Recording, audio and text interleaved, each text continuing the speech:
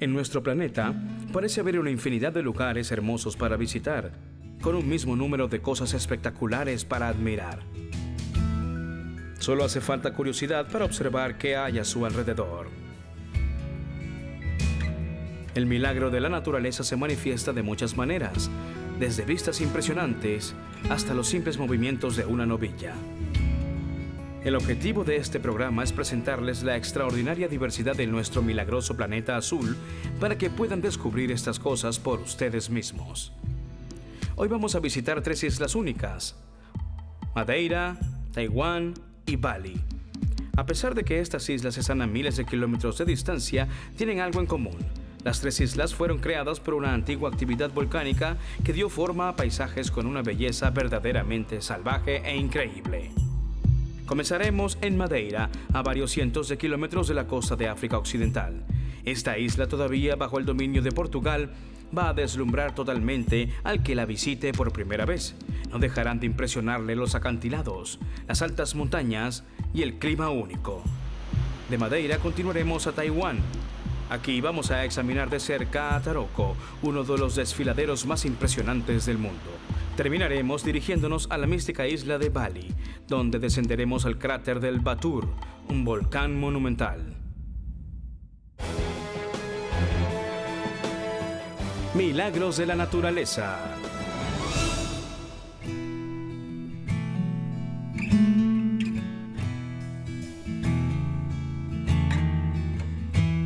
En el año 1491, una tormenta en el mar hizo que algunos marineros españoles abandonaran sus barcos y se dirigieran hacia la orilla. Cuando finalmente llegaron a las costas de Madeira, pensaban que habían llegado al fin del mundo. Recuerden, en 1491 las personas todavía creían que el mundo era plano. Las nubes oscuras que reposaban en las cumbres de las altas montañas asustaron tanto a los exploradores medievales que creían que habían llegado a las puertas del Hades. Estaban, por decirlo así, reacios a acercarse a Madeira. Superaron su miedo y llegaron a esta bahía, donde está hoy la ciudad de Machico. Según la leyenda local, Machico le debe su nombre a Roberta Machico. Según la historia, ella y su amante se escaparon de Inglaterra, donde les prohibieron su relación amorosa. Esto supuestamente ocurrió 100 años antes de que los primeros navegantes portugueses llegaran aquí. Es difícil determinar si esa historia es real o ficticia. En cualquier caso, una estatua del capitán portugués Tristán Bastacheira, que dirigía la expedición portuguesa, está frente a la iglesia local.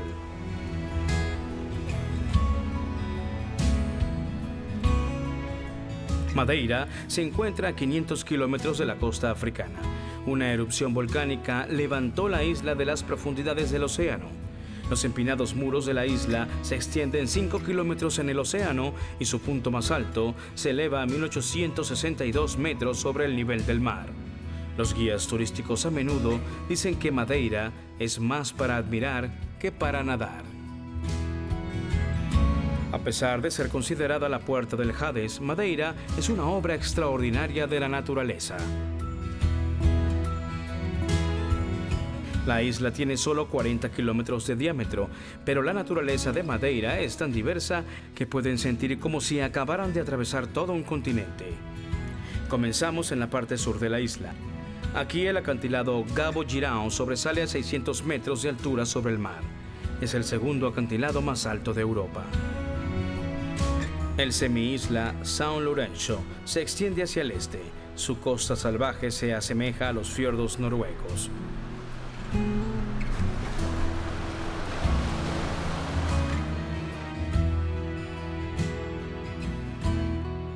El interior de la isla es más salvaje todavía. La actividad volcánica formó una cadena montañosa encantadora. Su belleza es comparable a la de los Alpes o de las montañas rocosas.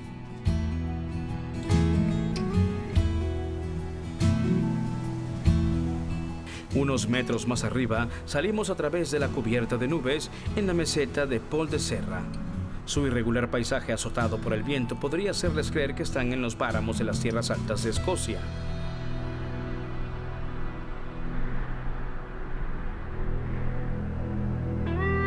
Los picos afilados que arrastran las nubes pasajeras representan el microclima específico de Madeira. El clima aquí es muy cambiante debido a las corrientes atlánticas y los fuertes vientos. Es por eso que los pronósticos del tiempo solamente tienen una precisión entre el 10 y el 30%. A menudo sucede que mientras los turistas en el sur están tomando el sol, las lluvias torrenciales están azotando la parte norte y las montañas en el interior se cubren con nieve. A Madeira a veces la llaman la isla de la eterna primavera.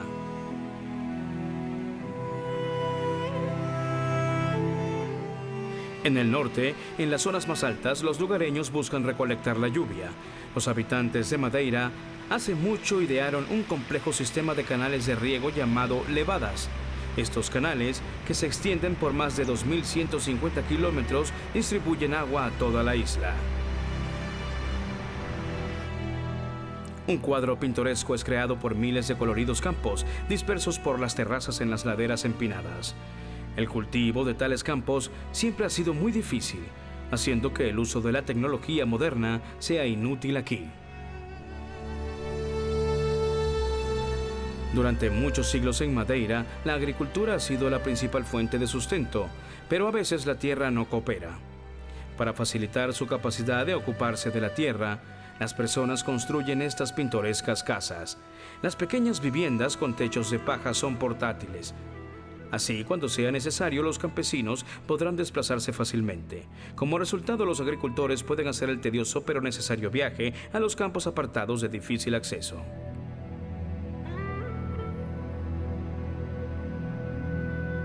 La complicada accesibilidad a las tierras de cultivo se ve favorecida por un clima extremadamente favorable para la agricultura.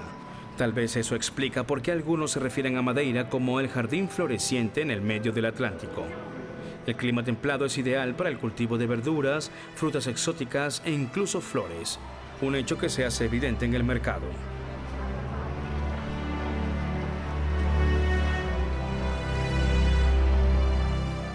En la época de la Edad Media de los viajes marítimos expedicionarios, Madeira fue utilizada como una base naval.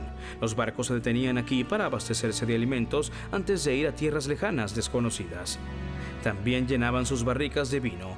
Al vino se le añadía una fuerte bebida alcohólica para evitar que se dañara en el clima caliente y en los viajes largos.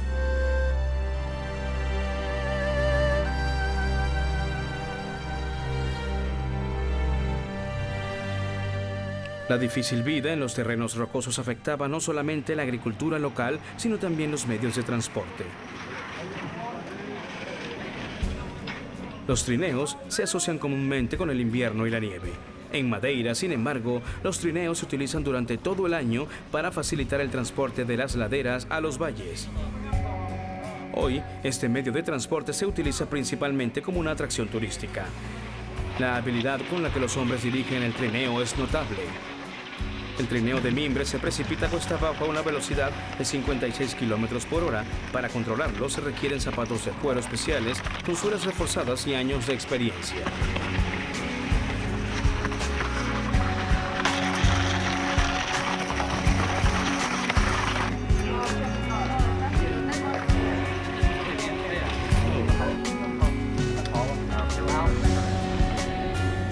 Teniendo en cuenta la accidentada topografía de la isla, la construcción del aeropuerto local demandó mucho ingenio. Dada la falta de superficies planas en la isla, la pista tuvo que ser construida de manera que sobresaliera por encima del mar. Esta construcción única se asemeja a un portaaviones gigante. Por lo tanto, los pilotos deben manejar los aviones con absoluta precisión. El más mínimo error podría resultar en una tragedia. Terminaremos la expedición de Madeira aquí en la parte superior del Pico Ruivo.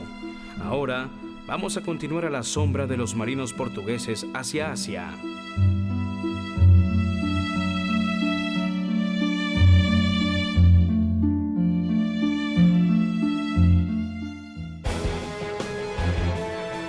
Milagros de la naturaleza. Mientras que los primeros que descubrieron Madeira estaban asustados, los primeros que descubrieron Taiwán quedaron encantados de inmediato. Cuando aterrizaron la llamaron con entusiasmo Ilha Formosa, que significa Isla Bonita en portugués. Durante varios siglos, Taiwán fue conocida en el mundo occidental solo por el nombre de Formosa. Hoy en día solo encontrarán ese nombre en viejos libros de historia o en cajas de té muy antiguas. Su nombre chino Taiwán no es menos poético y apropiado. Es sinónimo de una bahía adosada. Madeira y Taiwán tienen algo en común. Ambas son el resultado de una actividad volcánica. Se cree que Taiwán se formó hace unos 150 millones de años. Aquí, la Tierra sigue hirviendo bajo la corteza. Los restos de la actividad volcánica se encuentran en el Parque Nacional Yanmingshan, ubicado a solo unos pocos kilómetros de la ciudad capital de Taipei. Manantiales sulfúricos calientes suben a la superficie a través de las grietas en la corteza terrestre.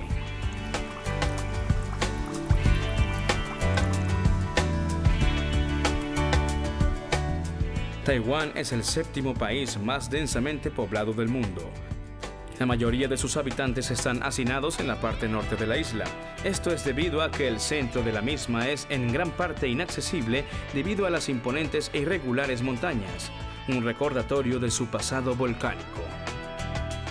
El pico más alto, Yushan, se eleva a una asombrosa altura de 4.000 metros sobre el nivel del mar. Su altura hace que sea la montaña más alta en el conjunto de Asia nororiental. Yushan continúa creciendo a un ritmo de 5 milímetros por año debido a la continua presión de las placas continentales euroasiáticas y filipinas.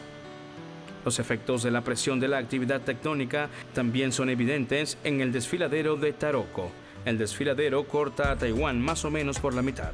Tiene 19 kilómetros de largo a una profundidad máxima de 300 metros. Una tribu llamada Amis fue la primera en descubrir este desfiladero. Ellos le dieron el simple nombre de Toroko, que significa hermoso.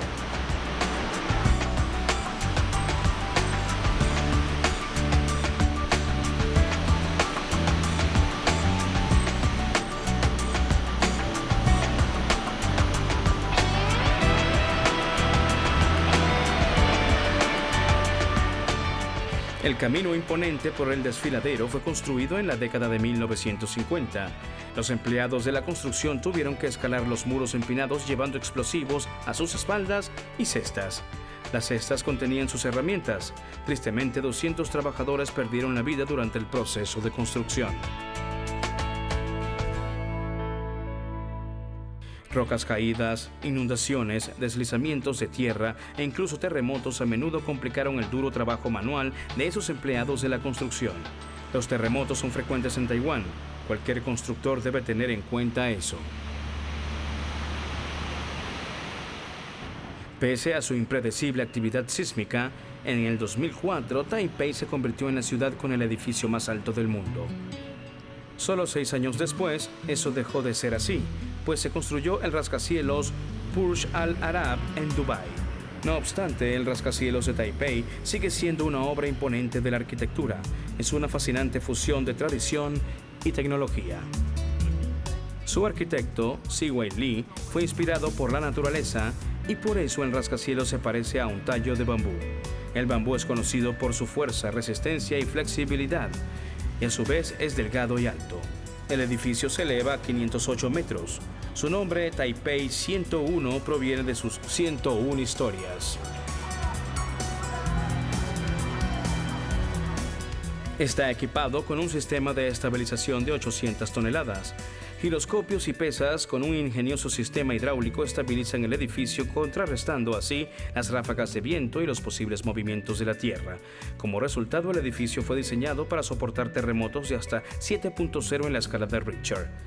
La prioridad de este edificio es contrarrestar las fuerzas de la naturaleza.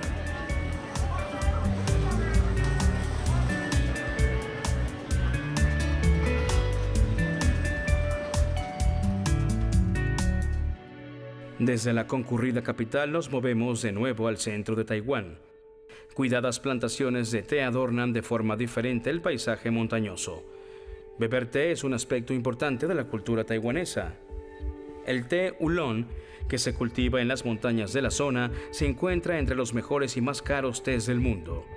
Estos arbustos tienen alrededor de 60 años y todavía producen hojas dignas para preparar esta deliciosa infusión.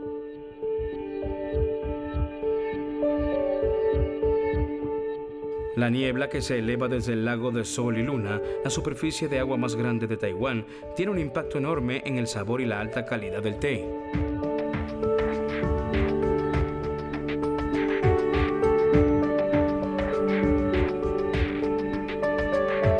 La evidencia de la popularidad turística de la ciudad se refleja en el número diario de barcos de excursiones en el muelle y la gran cantidad de pequeñas tiendas en las calles locales. Pero es costumbre en Taiwán que lo viejo y lo nuevo, lo antiguo y lo moderno existan en paz, uno al lado del otro. La industria turística en auge no altera de ninguna manera el modo de vida local.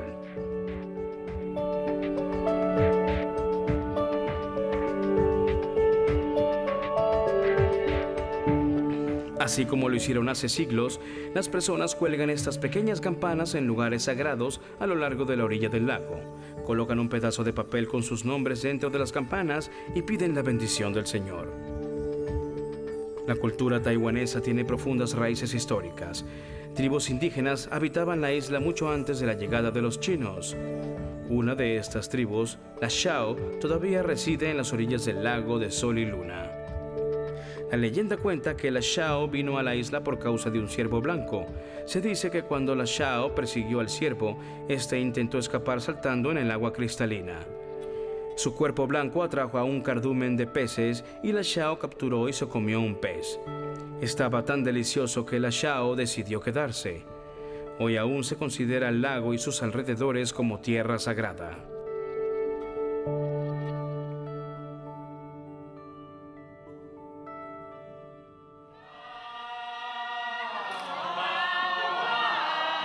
La tribu sigue manteniendo sus tradiciones antiguas, sin embargo, hoy en día solo se cuenta con 550. Lo que se ve aquí es un ritual anual de celebración de la cosecha. Los indígenas bailan alrededor de una cesta que contiene la ropa de sus ancestros. Ellos expresan gratitud a sus ancestros para asegurar la buena voluntad de sus dioses y una buena cosecha. Cuando el ritual llega a su fin, los bailarines crean una cadena humana y van en una procesión por las calles en la noche. El primero en la fila golpea una vara contra el suelo, lo que simboliza la sacudida del trigo. El último de la fila barre, lo que simboliza la recolección de la cosecha. El ritual llega a su fin y así también nuestro viaje por Taiwán. Nos dirigimos a otra isla asiática conocida por su belleza natural y su rica tradición cultural.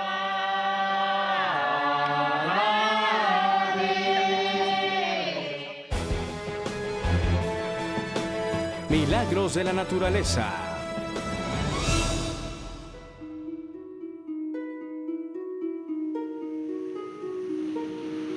Bali es conocida en todo el mundo por su misterioso ambiente místico.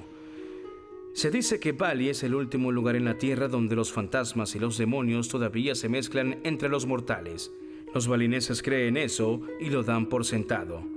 Consideran que los demonios y los fantasmas son sus vecinos naturales y son tratados con el máximo respeto y reverencia. El hinduismo es la principal religión de Bali. Sin embargo, la práctica de su religión está fuertemente influenciada por los antiguos cultos animistas.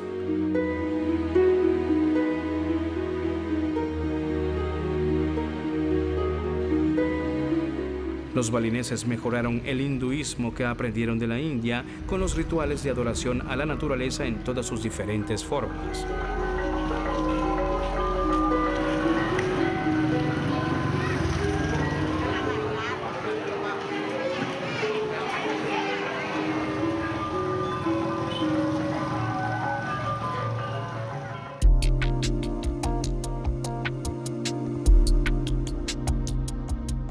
La gente de Bali adora profundamente a los árboles. El baniano es un árbol considerado sagrado. Se percibe como un símbolo de la inmortalidad y la reencarnación. Los brotes largos salen desde sus robustas ramas y llegan al suelo, donde se arraigan y se forman troncos secundarios. Así el árbol crece continuamente y se rejuvenece.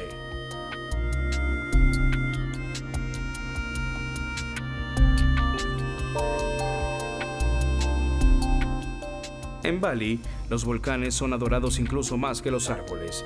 Se llaman Gunung Api, que significa montañas encendidas. Los balineses creen que los demonios poderosos habitan en su interior. En un esfuerzo por apaciguar esos demonios, ofrecen sacrificios frecuentes a los volcanes. Este imponente volcán tiene dos cráteres. El externo, el cráter ovalado, se ha convertido en un lago que mide 17 kilómetros de diámetro y se eleva a 1500 metros sobre el nivel del mar. El cráter interno es menor, pero se eleva a 1800 metros sobre el nivel del mar y todavía se considera activo. Su última erupción fue en 1994.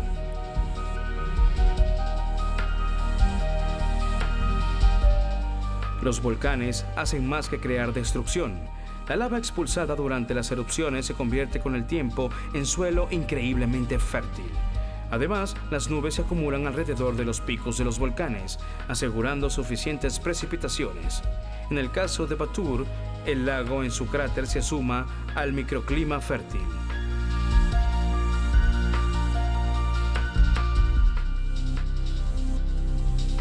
Las colinas fértiles de los volcanes son ideales para la plantación de arroz.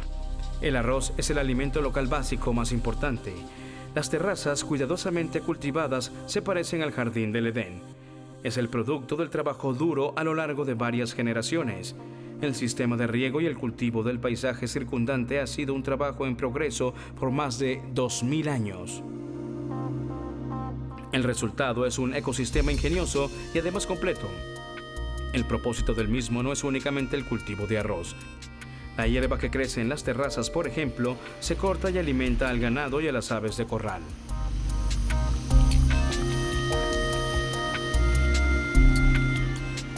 Los agricultores balineses utilizan el sistema de agua del cultivo del arroz. Este sistema es más rentable y al mismo tiempo más fácil en el campo. Los tallos permanecen en los campos después de la cosecha. Estos son posteriormente arados. Se unen al agua, las bacterias y el fertilizante para asegurar la fertilidad de la tierra. En Bali el arroz se cosecha 2 o 3 veces al año. Otros cultivos, como el maíz, a veces se plantan simultáneamente. Todo el pueblo participa en la cosecha manual. Es parte de un ritual en el que la bendición de la cosecha se combina con el agradecimiento a la diosa del arroz, Dewi Sri. El pueblo balinés busca vivir en simbiosis con la naturaleza. Ellos son conscientes de su responsabilidad con el medio ambiente en el que viven. A través de rituales diarios expresan su gratitud por los dones de la naturaleza. El clímax de su estilo de vida religioso se alcanza durante las festividades del templo. La preparación del ritual de adoración del árbol está en plena marcha en un templo cerca de la ciudad de Tampaskirin. Las mujeres preparan muchas cestas para el sacrificio. El arroz es un producto esencial del sacrificio. Se ofrece a los dioses en una forma cónica que simbolizan una montaña cósmica. Los granos individuales de arroz representan animales, plantas y personas. El sacrificio retrata la interconexión de la vida terrenal con el universo y los dioses. Aquí se está coloreando la masa de arroz. Los aldeanos crean todo tipo de decoraciones festivas con la masa. Las creaciones se fríen en aceite de coco muy caliente y cuando están listas se colocan juntas, haciendo así intrincados adornos con motivos espirituales.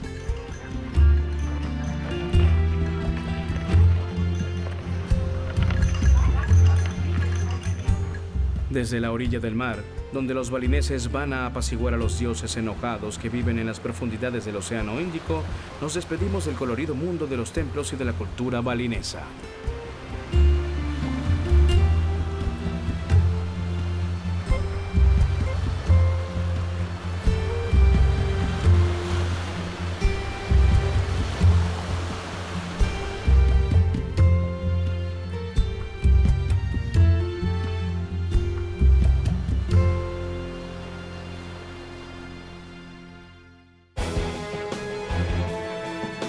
Milagros de la naturaleza.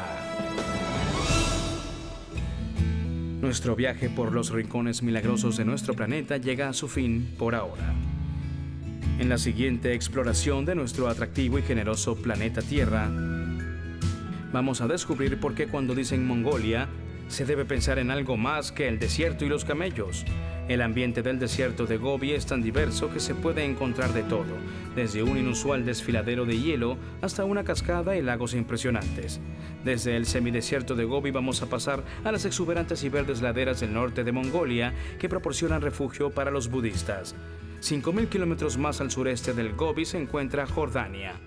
Concluiremos nuestro viaje por los caminos de Indiana Jones, en Petra, Jordania, a las orillas del Mar Muerto.